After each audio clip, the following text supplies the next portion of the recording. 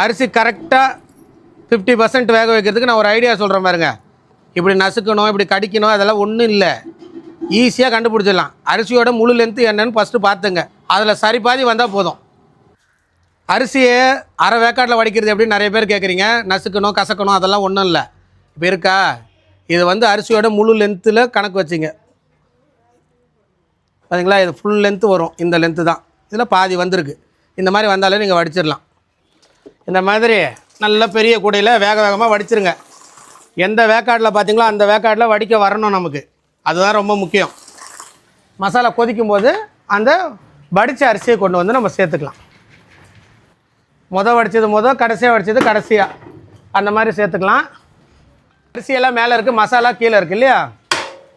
இப்போது நம்ம இதை நம்பிக்கிட்டு தண்ணி ஊற்றிடக்கூடாது. மேலே இருக்கிற அரிசியை பார்க்கணும், ஏதாச்சும் பீஸ் வந்திருக்கா நம்ம கொட்டின ரைஸ் ஃபோர்ஸுக்குன்னு. எந்த பீஸும் வரல. வந்திருந்தால் அதை உள்ளே தள்ளி விட்ருங்க, இல்லைன்னா அந்த பீஸ் வெள்ளை வெள்ளையாக போயிடும். அதுக்கப்புறம் கீழே இருக்கிற பீஸை நகர்த்தி விடுங்க. இந்த மாதிரி நகர்த்தி விடும்போது உள்ளே இருக்கிற மசாலா மேலே வந்துடும். சரியா? இந்த மாதிரி தள்ளி பார்த்தீங்கன்னா அங்கங்கே மசாலா ஈவனாக வந்திருக்கு. இந்த மாதிரி வந்த உடனே இப்போயும் பார்த்துங்க, ரைஸு ரஃப்பாக இருக்கான்னு பாருங்கள். இன்னொரு சான்ஸ் இது. இப்போ வேறன்னு அரிசியாக தான் இருக்குது. இப்போ இது முங்குற மாதிரி நம்ம தண்ணி கொடுத்துக்கலாம்.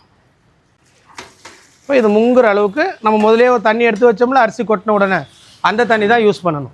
அந்த தண்ணியை யூஸ் பண்ணோம்னா தான் நமக்கு கரெக்டாக வரும். உப்பு இல்லாத தண்ணியை ஊற்றக்கூடாது. உலையில் நீங்கள் ஒரு தண்ணி வச்சுருந்தீங்களே அந்த தண்ணி தான் ஊற்றணும்.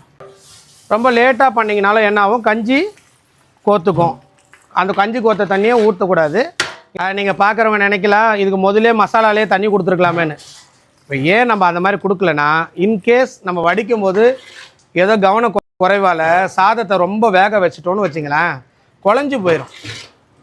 அதனால் என்னென்னா, மேலே நம்ம தண்ணி கொடுத்து அட்ஜஸ்ட் பண்ணுற மாதிரி கற்றுக்கிட்டோம்னா என்ன ஆகாது, பிரியாணி குழையவே குழையாது, நல்லாயிருக்கும்.